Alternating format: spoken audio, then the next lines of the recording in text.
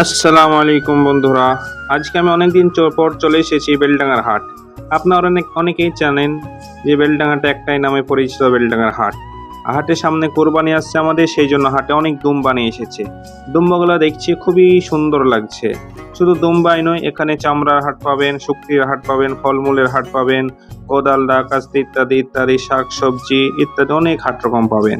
আমরা দুম্বাটা কিছু দেখলাম, আবার সামনে অনেক দুম্বা রয়েছে। এখানে আপনার ৮-১০টা দুম্বা রয়েছে।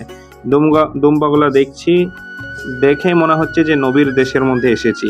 যে দুম্বাগুলা ভেড়ার মতো চুল রয়েছে, আর একটু দেখতে একটু আলাদা, কিন্তু সেম টু সেম ভেড়ার মতো মাখা লাগছে। তোমাদেরকে কি লাগবে বলতে পারছি না।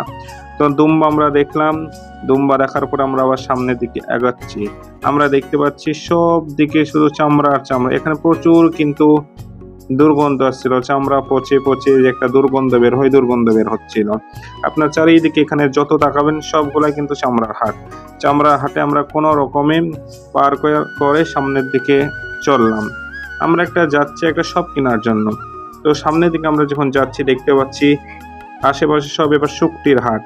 মাছটাকে রোদ্রে শুকিয়ে যে একটা শুকনো জিনিস তৈরি করা হয়, ওটাকে শুকটি বলে, তোমরা কি বলো জানি না, আমাদের দিকে শুকটি বলে। আর ফল টল এইসব বিক্রি করছে। এখানে ফল টল পেয়ে যাবেন। সামনের দিকে যাচ্ছি, ফল, এটা ২ নম্বর হাটের গেট। ফল টল পেয়ে যাবেন।